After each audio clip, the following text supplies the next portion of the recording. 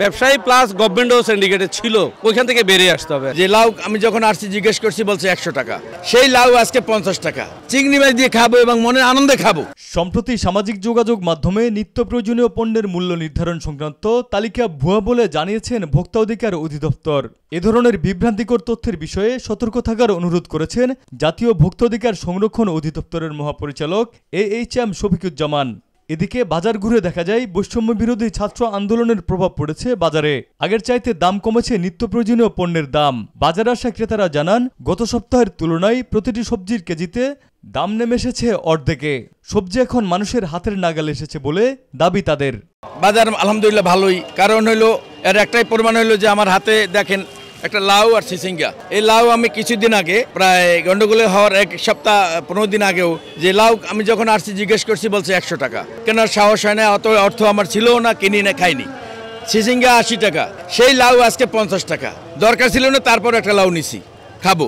সিসিঙ্গার দরকার ছিল না, তাও আমি সিজিং নিছি, কারণ খুব ভালো লাগছে। এই যে সিন্ডিকেট জিনিসটা, এটা এখন যাতে না হইতে পারে, এই জিনিসটা আপনারা একটু ফলো করবেন। আর কিছু দরকার নেই, এটা হলেই ইনশাল্লাহ জনগণ বা সব আম লোক ভালো থাকবে। যে বাজারটা আমাদের যে দ্রব্যমূল্যটা, আমরা যারা মধ্যবিত্ত লোক আছি তারা অনেক কষ্টে থাকি, কারণ তাদের আমাদের আর্থিক বেতন ওগুলো অত না, ততটা না। যেটুকু পাই ও দিয়ে যাতে খাইতে পারি, এইটুকুই আমাদের আশা, আর কিছু না। চিংড়ি মাছ দিয়ে খাবো এবং মনের আনন্দে খাবো। যাহার এলাও 100 টাকা, এখন 50 টাকা, খা পরান ভরে খা, এটাই চাই, আর কিছু না। তারা আরও বলেন, বাজার সিন্ডিকেট নির্মূল করতে পারলেই বাজারে স্থিতিশীলতা আনা সম্ভব। সংশ্লিষ্ট বলছেন, রাস্তায় খরচ ও চাঁদাবাজির কারণে সবজিতে দাম আকাশচুম্বী হয়, তবে এখন চাঁদা না দেওয়ার কারণে অনেকটাই কমে এসেছে সবজির দাম।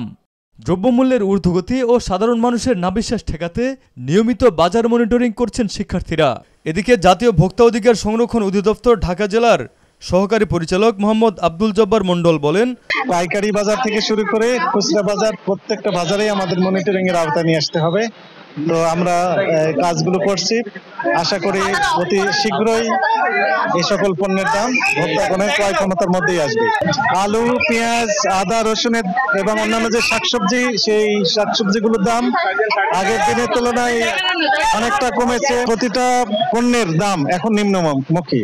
আমরা আশা করছি যে এই সকল নিত্য প্রয়োজনীয় পণ্য ভোক্তাগণের নাগালের মধ্যেই আসবে, এই নিয়ে আমরা কাজ করছি।